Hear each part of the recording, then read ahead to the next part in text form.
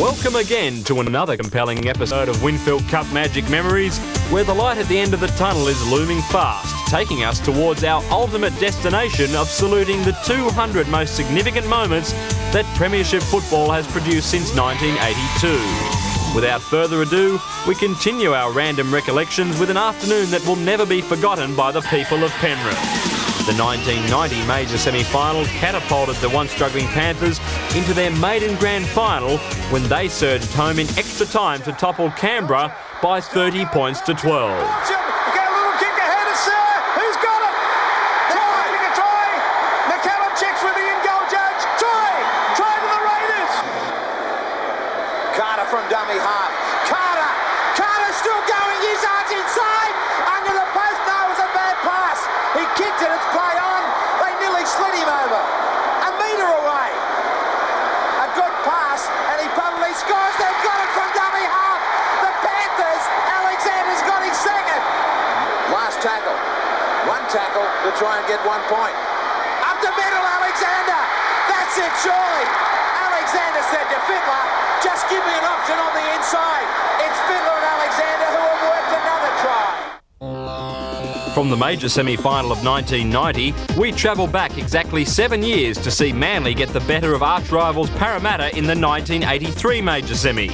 After finishing the minor premiership a massive 8 competition points in front of the Eels, Manly faced the final series full of confidence, a mood that was certainly reflected in their first-up effort at the SCG.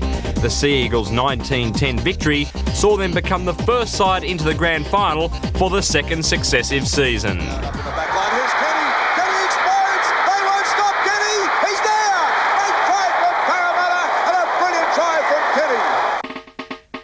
With the magic target of a hat-trick of premierships on the horizon, Parramatta were determined not to surrender without a fight, and they turned that loss to Manly around 7 days later by downing Canterbury 18-6 in the final after leading by 18 points at half-time. The match ended Canterbury's association with two great servants in coach Ted Glossop and fullback Greg Bretnall, who had the honour of scoring his team's only try. It's taken by Sterling though. Johnston. Steve Mortimer on to Bretnall. Bretnall puts it in the air. Waiting for it. Takes it well to Bretnall and over. Well, there it is. Bretnall's only been on the field for a couple of minutes. Put it in the air. Took it as cool as you like. And in for a try for Canterbury. When the 1984 season opened, there was a fresh and exciting attraction for football watchers at the Sydney Cricket Ground. New South Wales Premier Neville Wran was on hand, along with a familiar trophy, to launch the third Winfield Cup. However, all eyes were on the spectacular new electronic scoreboard, which provided an extra dimension to how the game could be viewed via instant replays and pertinent statistics. When the action got underway, it was Eastern Suburbs who featured much more prominently on the scoreboard than their opponents from Manly, who had been runners-up the previous campaign. After the Eagles scored first through Noel Cleal, it was all red, white and blue for the rest of the afternoon, with Easts running out impressive victors by 24 points to 8. They won't get him, I don't think. Ferguson will race away. Ferguson is going in next to the posts, and Ferguson scores for East. Alan Neal pass to the centre. Scott Gale across field, out to his winger, Grounds infield. Got around his man. He's going to score. He made them look foolish. He pushed Melrose off and he scored. In an earlier edition of Winfield Cup Magic Memories, we showed how Cronulla's wonder boy Andrew Ettinghausen notched 5 tries in 1994 against Souths. Well, believe it or not, that's not the only time in his great career that ET has recorded such a feat. In an incredible coincidence, Ettinghausen also scored 5 tries on the same day, August 27, 5 years earlier, in the last round of the 89 season against Illawarra. It's not often that you can go an entire 80 minutes without seeing a try scored, and especially in semi-final football where the best players are on display, but sometimes the level of desperation in those big end-of-season affairs can produce impregnable walls of defence, such as the one erected in the 1992 minor semi-final, which saw St George pip Newcastle by a scoreline more akin to soccer than rugby league. It took a late Peter Coyne field goal to get Saints home by 3 points to 2. Stopped. Peter Coyne is deep to the left. They go to him. Does he have time now? He's got plenty of time. Somebody remembered. They worked it finally, and Saints break the deadlock. St George survive in an absolute incredible finish here at the stadium. So after that rugby league rarity, Saints stayed alive in the title race and confronted Illawarra a week later in the preliminary final. Once again, defence was the flavour of the day, although at the end of it all, the Steelers could only walk away regretting a number of excellent chances they had to change the 4-0 scoreline that Saints had manufactured in the first half via Ricky Walford. They move the ball wide. Each time they do move it wide, they look extremely dangerous. They've got to keep doing it. Even up the middle. Izzard was nearly gone. Rodwell is not. He will be recalled. McCallum was right on the spot. They stayed left with Neil. The Saints look to be offside. McGregor short ball. Rodwell's got it. No. The second time he gets called back. I must admit that looked good. Now McCallum's in a perfect position. Simon to Rodwell. Back for Izzard. Back to Simon. Showed it. Kicks ahead. McIndoe and Walford. McIndoe grabs a try. Unbelievable. 2.5 to go. No, he said he lost it. Walford, who gets the downward pressure. Ball was lost by McIndoe. That's it. It's gone. St George find another grand final. Greg McCallum made a lot of important calls in this game, calls that will be heatedly debated, I'm sure. From Illawarra's day of despair, we turn to one of the Steelers' most memorable afternoons, which saw them end a 5-year hoodoo against the Eels. Since entering the Winfield Cup in 1982, Illawarra had never managed to beat Parramatta, but that all changed in the 10th round of 1987 when they overcame the reigning premiers 16 points to 8 in a tremendous struggle before a full house at the Wollongong Showground.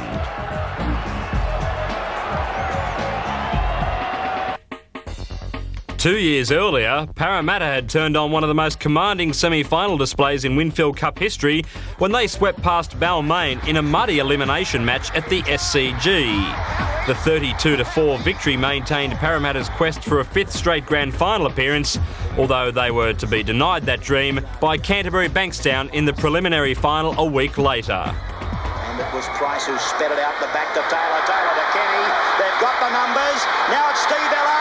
Ella's going inside 32, inside 22, taken by Hunt. Hunt gets it away to Cronin. Cronin will score. That's a try. A miraculous try scored by the Parramatta machine. Balmain line.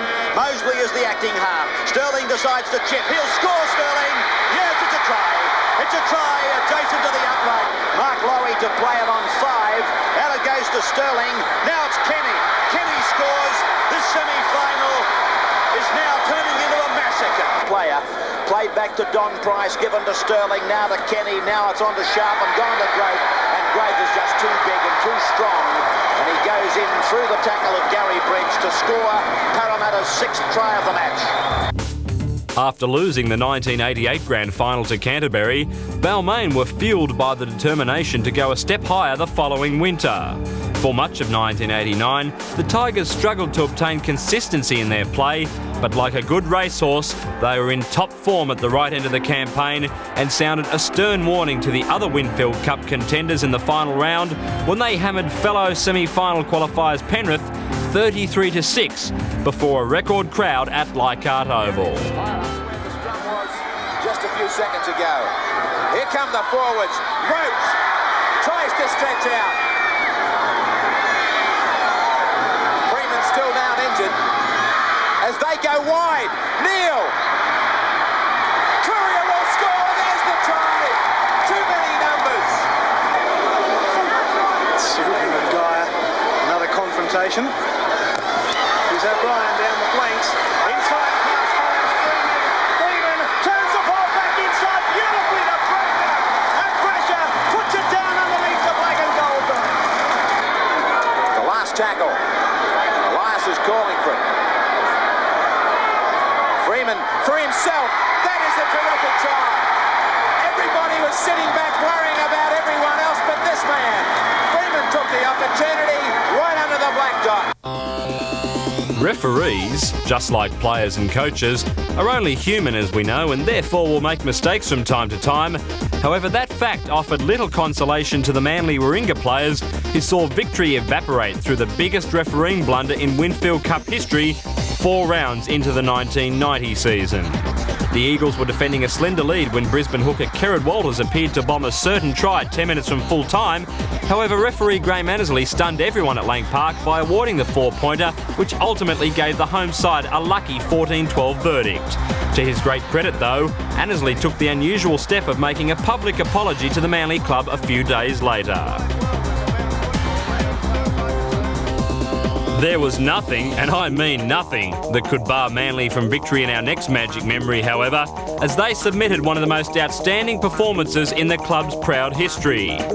Despite the negative vibes which had surrounded the Sea Eagles over the announcement a few days earlier that star second rower Ronnie Gibbs would be joining the new Gold Coast club at the end of 1987, and the fact that key men like Paul Vaughton, Cliff Lyons, Dale Shearer, Michael O'Connor and Phil Daly were absent against a full-strength Canterbury outfit, Manly produced a devastating 32-2 thrashing. With the Stars away, it was the turn of lesser lights like Martin Meredith, Greg Austin, Ian Gately and Owen Cunningham to step in and nudge the Eagles a step closer to the 1987 title.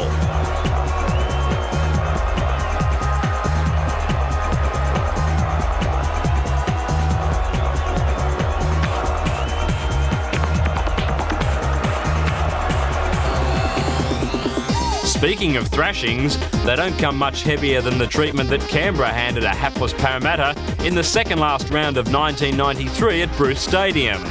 The 68-0 scoreline was not only the biggest win in Canberra's history, but also the third largest margin in 85 years of the competition. Despite those substantial feats, the Canberra camp was filled with despair over the serious ankle injury suffered by ace halfback Ricky Stewart. You couldn't help but feel that the Raiders would have been content to win by just 1-0 if it meant that such misfortune wouldn't have become Stewart with the playoffs just around the corner. Lomax, and here's Meninga. Meninga just charging ahead. They won't stop him. The Big Mac truck's in for his second. Well, there's something wrong here. Now, Krenkovic has been tackled. Ricky Stewart's in agony. Look at that. Oh! Look at the way that ankle's positioned. And if he hasn't broken his ankle, oh, look at it. There's something horribly wrong with Ricky Stewart's leg. The trainer shaking his head, I think, says it all. The Raiders looking for their biggest ever victory in Winfield Cup competition. Belcher holds that pass up, beautifully picked up out there by Croker, and Jason Croker scores. Trevor Shodel, the replacement halfback, he's gone straight through, up to the halfway. I don't think they'll catch him. Giving chase is Mann, but Trevor Shodel is going to make it a great afternoon for the Raiders. Ron Hilditch and Mick Cronin can only think about next year.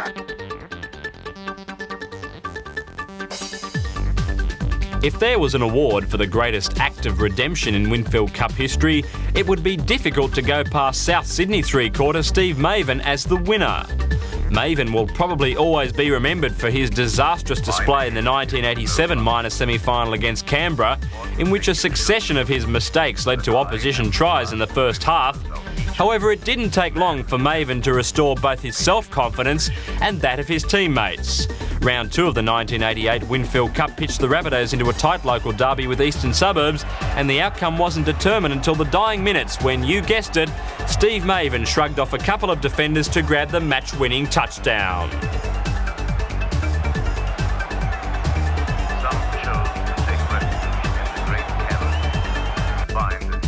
And so we pose the question, is there anything better in sport than a match that goes right down to the wire until a hero comes along to save the day for one of the sides? When you see contests like that one between Souths and East and this one between Norths and Brisbane, you realise that not many sports in the world are so often able to produce captivating climaxes like rugby league. But without getting too swept away by self-indulgence, let's throw to our next hero. And it's Jason Taylor, who was the toast of Sydney's North Shore after steering a tricky drop goal through the sticks that gave the Bears a shock 15-14 win over defending champions Brisbane in the 1994 minor semi-final. Comes across for Langer. Langer pushes it on for John Platt. He shovels the ball down for Walters. Kevin Walters gets a pass away. Oh, Windle, Sailor! He goes in to score. He's put down 5 metres out. They look for a quick play of the ball. It goes from O'Neill to Kevin Walters and then to Peter Ryan. Ryan gets it back and Kevin Walters, he gets the try. That'll be the equaliser after the conversion. Taylor, he's over to the left. They're pointing at him. Walters, I don't know whether he was directly behind. Taylor goes for the shot. Taylor, he's got it. Taylor, he's got it. North Sydney lead by a point. Another great act worth saluting in this 7th episode of Winfield Cup Magic Memories is the astonishing field goal by Newcastle centre Jamie Ainscough in round 6 of the 1995 Premiership, which presented his team with a 23-22 victory over a gallant Western Suburbs unit that was starting to fire under new coach Tommy Radonicus. For Ainscough, the sweet sense of satisfaction didn't come just from reaping a valuable 2 competition points for the Knights, but also in knowing that it was against his former club on the familiar Campbelltown turf after earlier scoring a vital try. Or will they?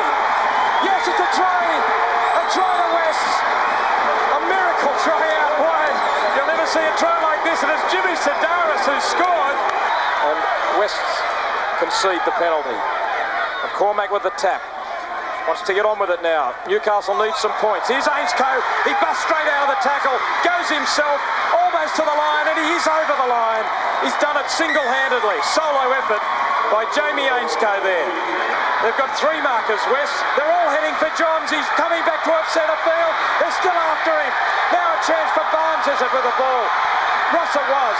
Tracy, now they'll run it. No, it's Ainscough with a shot for field goal. It's close. It's there. Oh, my God. It's kicked by Jamie Ainscough. Jamie Ainscough has landed the 1-pointer. Earlier on in the program, we showed how Illawarra took 5 years to finally register a win over Parramatta. Well, for Newcastle, their great bogey side was Brisbane, who made the Knights wait even longer than the Steelers had to for their one-club hoodoo to end. But when the Novocastrians eventually silenced the Broncos, they did it in magnificent style by crushing the champs 24-10 before a large and delirious gathering at Marathon Stadium midway through the 1994 season, 6 years after both clubs were welcomed into the Winfield Cup. We were talking about their strength earlier and the fact that they're tough. Their hands and their ability to support the ball carrier and offload is incredible. The ball goes loose, scooped away by Matthew. Robbie O'Davis inside the 20. The pass goes back. Little question mark on it. But Adam Muir, he gets a try. The Knights, they're on a picnic here now. It's no secret that football is a religion in Newcastle, and even though the locals worship the Knights, they're not too biased to acknowledge a great game of footy, even when their heroes run second. That was the case in 1992, when Brisbane and Newcastle produced 80 minutes of rugby league magic that will long be remembered as one of the finest matches in the Winfield Cup. The Broncos came away with a 12-8 verdict, thanks largely to the guile of Alan Langer, but the Knights pushed the eventual premiers every inch of the way in a fabulous contest. Class wins the day again in our next Magic Memory, as we recall how Canberra outshone a valiant Western Suburbs side in the first elimination semi-final of 1991. After winning a midweek playoff for 5th place with Canterbury, there was no questioning the Magpies' commitment, for they gave the 2-time premiers an almighty shove before a combination of fatigue and flair conspired to submerge them. It was the Raiders who lived to fight another day after a 22-8 victory at the Sydney Football Stadium. On in the second half, Steve Walters. The try would be good reward for him. Instead, it's the double for Belcher, and for the Magpies, that's it.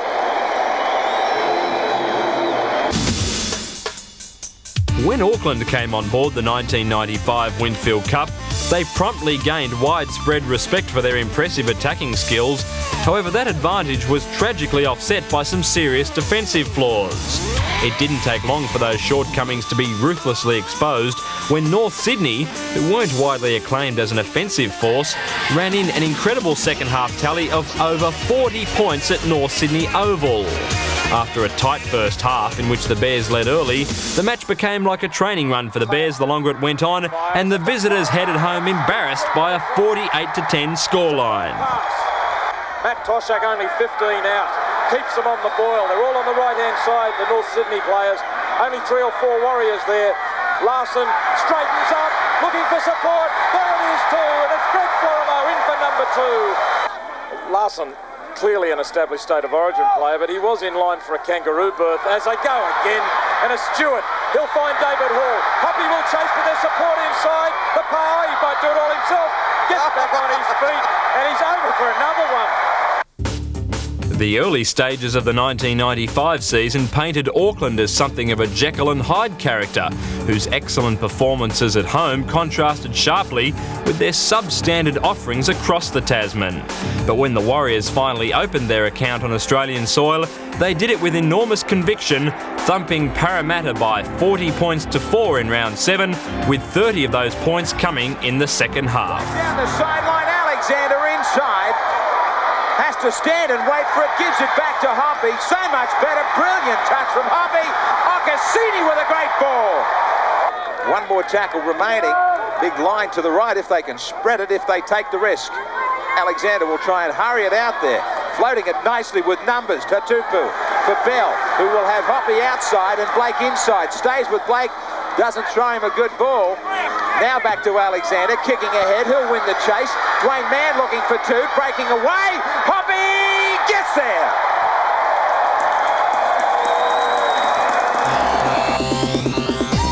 A prop forward scoring 3 tries in the one game? It might be a preposterous thought, but Newcastle's Mark Sargent wasn't concerned about convention or being expelled from the front rowers union when he submitted a powerhouse hat-trick against Canberra in the final round of 1992. One of the most significant individual records of all time was broken at the end of 1994 when Canterbury legend Terry Lamb eclipsed Jeff Gerard's mark of 303 for the most number of first-grade matches played by an individual. Ironically, Lamb broke that record against his former club Western Suburbs and celebrated in his usual match-winning manner by scoring 2 tries and setting up 2 others as the Bulldogs sealed their second successive minor premiership by downing the Magpies. Andrew Leach is the only one who might. Leach closing, and Halligan's Prince, what was it? 80 metres. Pollamouta, Lamb, back to Pollamouta. Pollamouta dances straight through. Now he gets it on to Hetherington.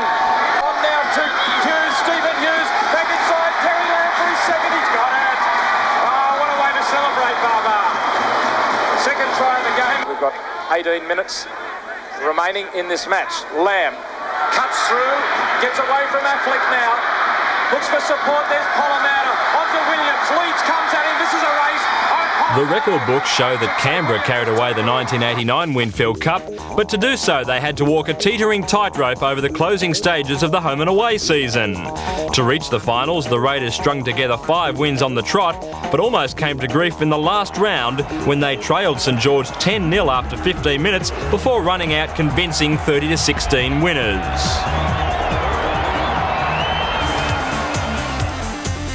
Episode 7 of Winfield Cup Magic Memories.